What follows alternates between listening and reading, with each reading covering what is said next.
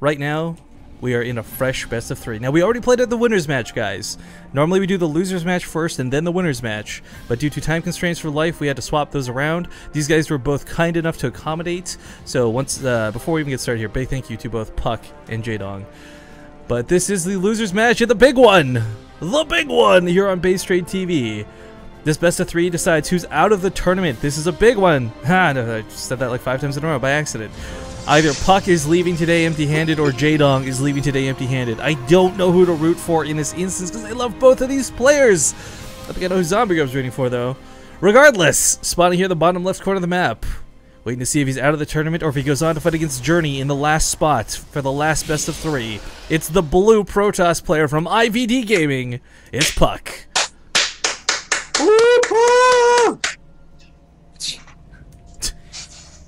In the upper right, the red Zerg. It is Evil Genius's Jaedong.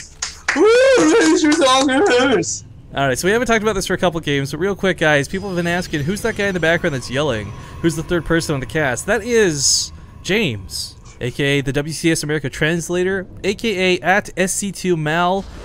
Guys, if you want questions you've always been burning in desire to ask Jaedong, but you've never been able to speak Korean, or you've never had contact for him, or he's ignored every tweet you've ever sent to him, ZombieGrub, then you guys can tweet Mal at SC2Mal. It's simple, SC2MAL. With any questions you have you'd like him to ask the players. We will try our best to get live interviews if possible after the series concludes, or after the group concludes, but on the off chance that these guys don't have a microphone, or maybe they don't want to, it's too late, or they're just exhausted, we can do text at the very least, and convey your questions and get you some answers, guys. So whether you want to know what Jaedong's stance is on, like, say, I am possibly disbanding, what his favorite animal is, maybe you want to know what puCK's favorite movie is, I don't know, from the weird to the serious, tweet at SC2Mal. He's also at it's McBTV or something in Twitch chat. It's like MCB, you know, like the rapper's stage name, like MC. No, man, I just like McDonald's. McDonald's, yeah, that's but it's okay.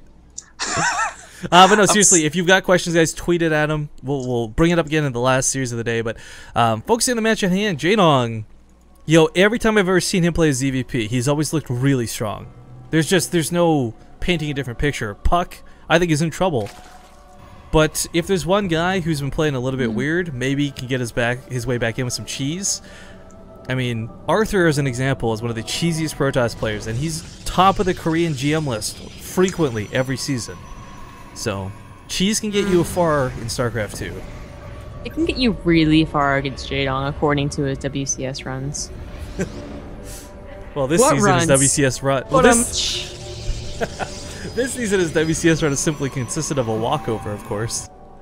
Yeah, but you know what? It's this is the lowest he's ever been. Like, you know, last season if he lost, it didn't matter. He just went down to what he now played today. But if he played yesterday and lost, he was actually out of WCS. So like, it's kind he's still at the same point that he was last season and the season before that. Oh, you know what? We've been joking around so much about like Jaedong always coming like second place in tournaments and stuff. Maybe this will be. How sick would that be if this was the one he takes first?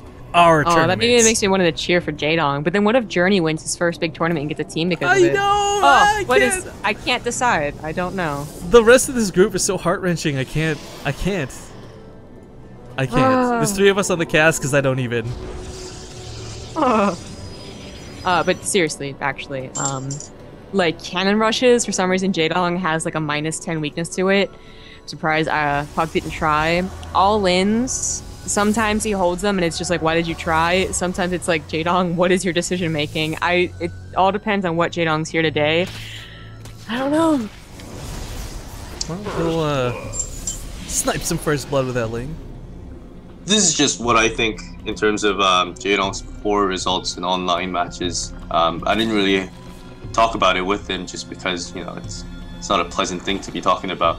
But there are some players that get super stressed about games being online, where there's just huge delay and the playing condition is just not right. So by looking at it and by analyzing, me and a couple of the other guys think that, you know, Jaedong does so poorly on the online portions of some of the tournaments is because of that pressure, that he feels that he needs to play greedy and macro up to eventually swarm over his opponent, and I think that's what's causing him in a lot of the games. Because some of the games that we see in offline, Jaedong is known for his aggressiveness. He's very aggressive players, but in WCS Online, the challengers and stuff like that, he's very passive for some reason, and I think it's because of the delays.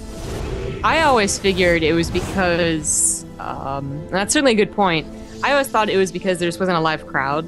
Because like even like the one online, the one offline tournament that actually didn't have much of a crowd, it was hosted at the WCSC European scene, which was like, it could only fit like 15 people really, and there wasn't a big crowd. He also did not look that strong. I think he got pretty far, but it wasn't a very convincing performance. Whereas the big ones, when he gets up on the round of 8 versus Deer, suddenly it's like that's when Jaedong is in full force.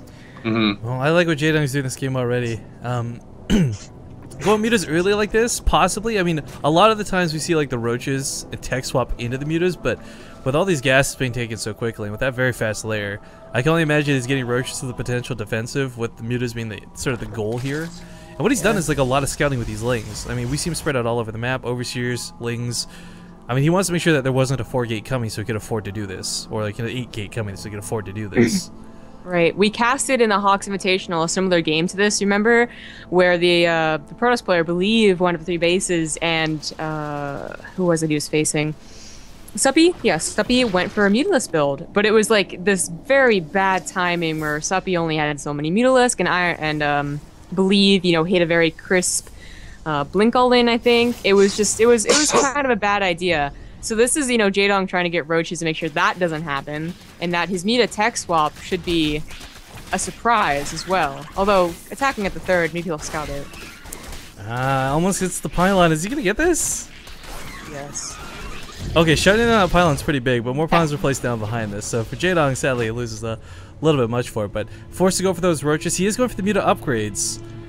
But this is really scary. There's a lot of force fields and a lot of sentries here. Roaches don't fare well against either.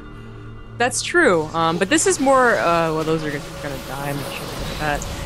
But you always see this push out from Protoss player on 3 bases. They have that recall available in case they do get swamped because you're going Roach Hydra.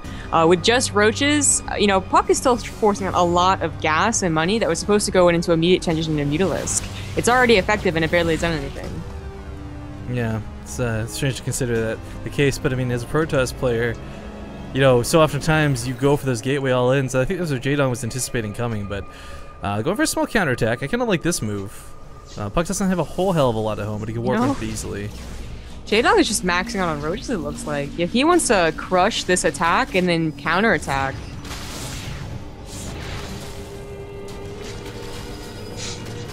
Alright, attack goes down. Lots of force fields as well.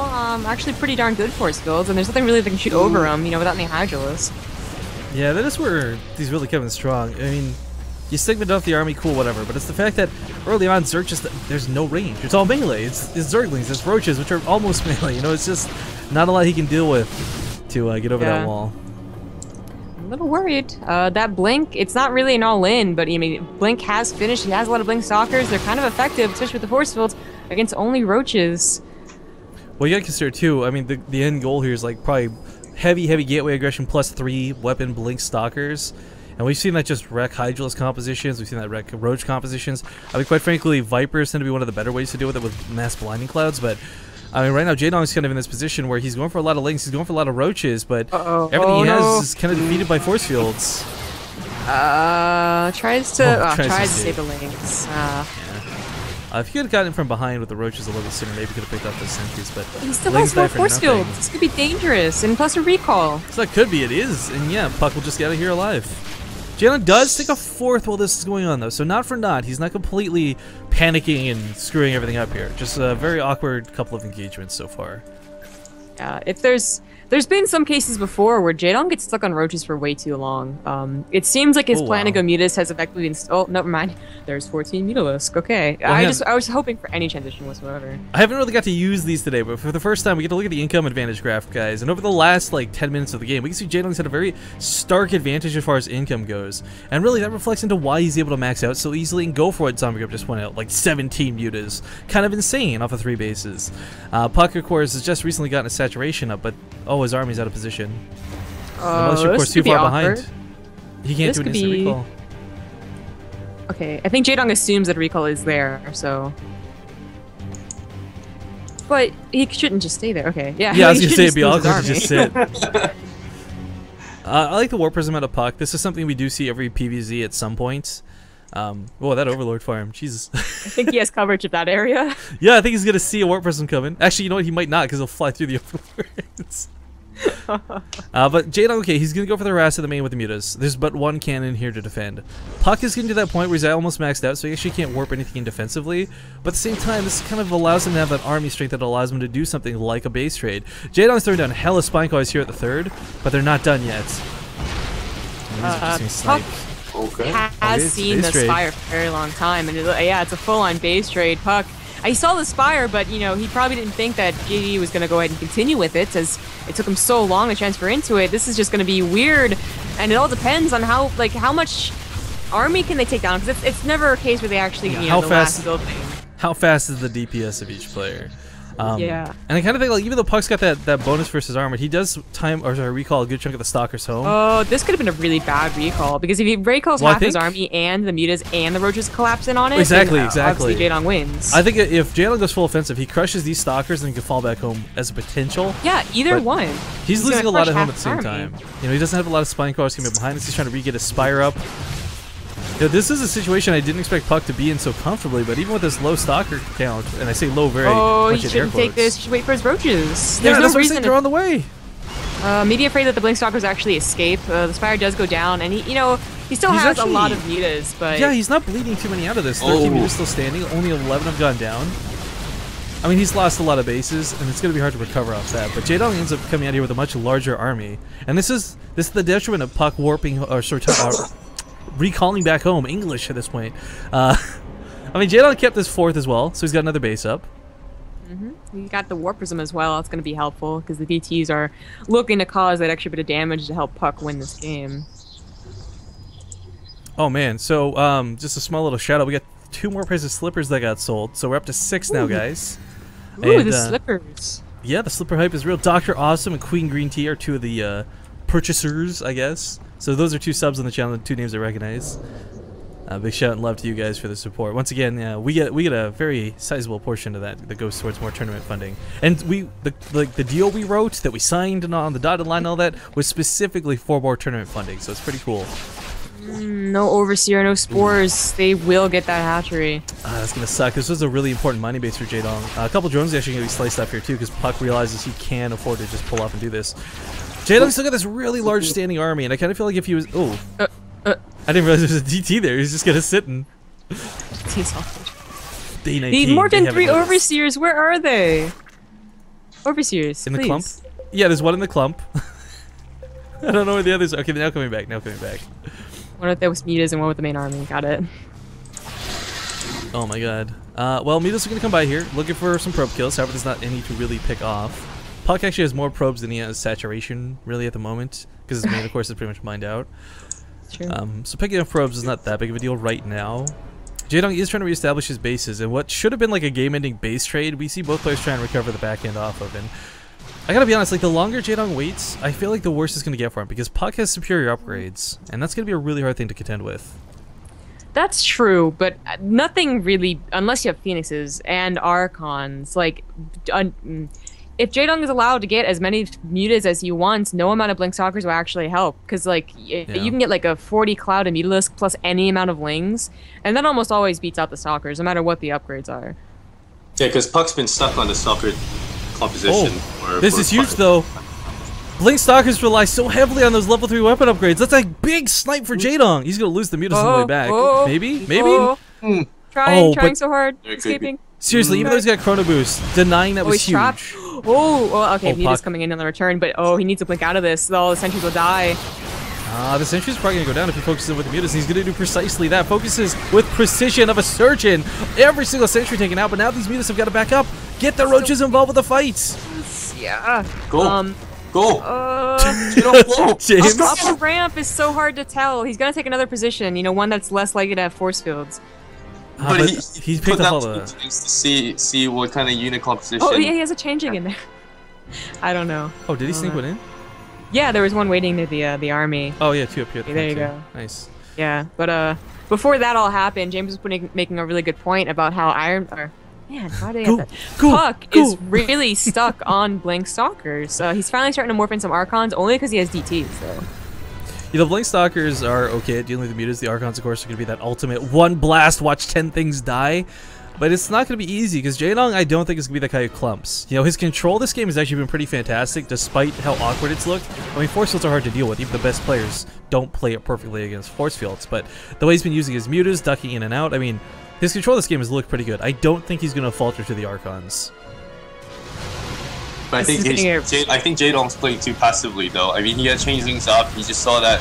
He did see that there's like 20, 30 stalkers just hanging on the ramp. Well, hang on. You're talking about passive. He's actually drawn the entire army away. Chase me, boys! Say the mutas as all of the roaches and lings get here to the natural. Curly mutas make me curly. Right? Wow. How do you know they're not girls? I think mutas are beautiful, quite frankly. Like vixens and sirens. Every and whatever. body type is beautiful, Rifkin. Yeah, that's what Dove has taught me. Oh no, the DTs are gonna be the absolutely Ooh, yeah, greatest DTs form of defense. Wow. Yeah, Overseers. Oh, Oh. he doesn't have the DPS to Jaedong's actually kill the so Nexus. Oh my god. Oh my god. The army supply shift, the overall supply shift, now so heavily in the favor of puCK. You know, I really feel for the lack of that base. Had it not died to DTs, he would have maxed out. He did so many more mutas.